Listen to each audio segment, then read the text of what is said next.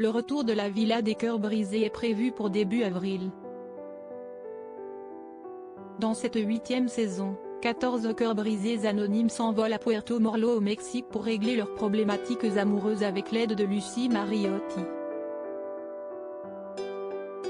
Parmi ces nouveaux profils, Jade, parisienne de 25 ans, est la première candidate transgenre de l'histoire de l'émission. La Villa des cœurs brisés s'apprête à faire son grand retour sur TFX. Pour cette 8e saison, les fidèles du programme retrouveront une nouvelle fois la love coach Lucy Mariotti qui, avec son éternelle bienveillance, vient en aide aux cœurs meurtris depuis 2015. Cette année, le programme fait peau neuve et connaît plusieurs modifications, comme le concept des séducteurs et séductrices qui se voient abandonnés.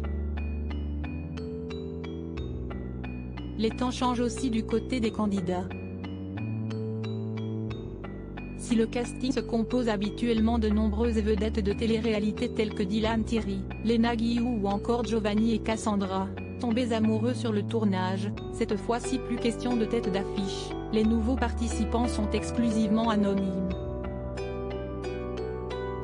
Dévoilés en même temps que la date de diffusion prévue pour le 3 avril 2023, les 14 profils semblent très divers. Étudiants, créateurs de contenu, vendeuses, éducatrices spécialisées, mannequins, coachs sportifs. Autant de divers inconnus qui font leur premier pas à la télévision dans l'espoir de panser leurs blessures. Parmi eux, les téléspectateurs pourront faire la connaissance de Jade, première candidate transgenre de l'histoire de la Villa des cœurs brisés, qui s'est envolée pour le Mexique parce qu'elle n'a jamais connu l'amour et dit consommer les relations amoureuses. Un déclic tardif. Cette fêtarde parisienne âgée de 25 ans exerce l'activité d'influenceuse. Dans son portrait, la jeune femme mentionne sa transidentité et indique être une femme ayant grandi dans un corps de petit garçon, avant de comprendre tardivement qu'il était possible de transitionner.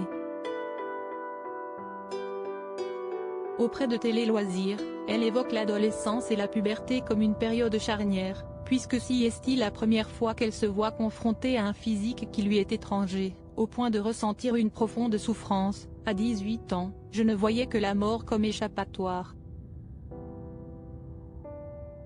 J'ai tenté de me suicider, confie-t-elle durant l'entretien. Si est alors le long métrage The Danish Girl, qui met en vedette Eddie Redmayne dans le rôle de l'artiste danoise transgenre Lily Elbe, qui fait office de déclic. Elle ouvre ensuite le dialogue avec son entourage, dont sa mère qui choisit de la renommer Jade, et entame sa transition. « Je considère que ma transition est terminée aujourd'hui », indique-t-elle à nos confrères. Avec son apparition sur le petit écran, le nouveau cœur brisé espère bien faire un pas de plus vers la représentation et l'inclusivité.